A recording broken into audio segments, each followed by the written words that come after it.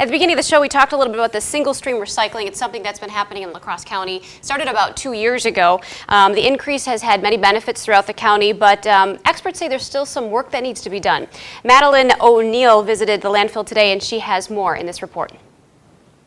That's right, Lisa. Both La Crosse and Onalaska have received awards for their recycling efforts since the switch to single stream, which is easier for residents and allows them to place all recyclables in the same cart.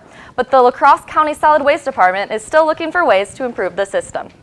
A lot of people ask me, how do you stand the smell of it? Henry Cook has a nose for something special. Garbage has about 15 distinct odors. Cook, director of the La Crosse County Solid Waste Department, is happy to report that since La Crosse and Onalaska switched to single-stream recycling, the amount of recycled material has gone up. A lot of people have said we put so much more now in the cart than we used to put in our totes. It's so much simpler. We don't have to think about what goes in or what doesn't go in. But standing in the landfill, you can see a lot of waste behind me that has value yet that we're burying. It's easy for him to see that there's more work to be done. They're valuable resources. We can't keep digging things out of the ground, manufacturing things, and then throwing them back into a landfill.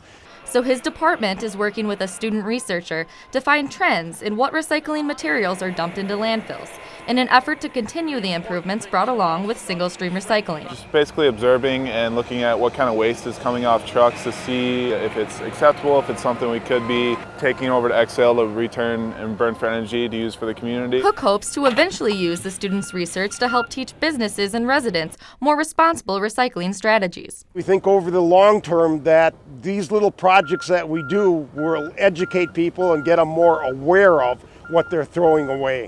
But in the meantime, Cook says La Crosse and Onalaska's single-stream recycling has come a long way. Two cities did a great educational effort, and now I hear people saying, "Don't take my cart away from me. We love this program."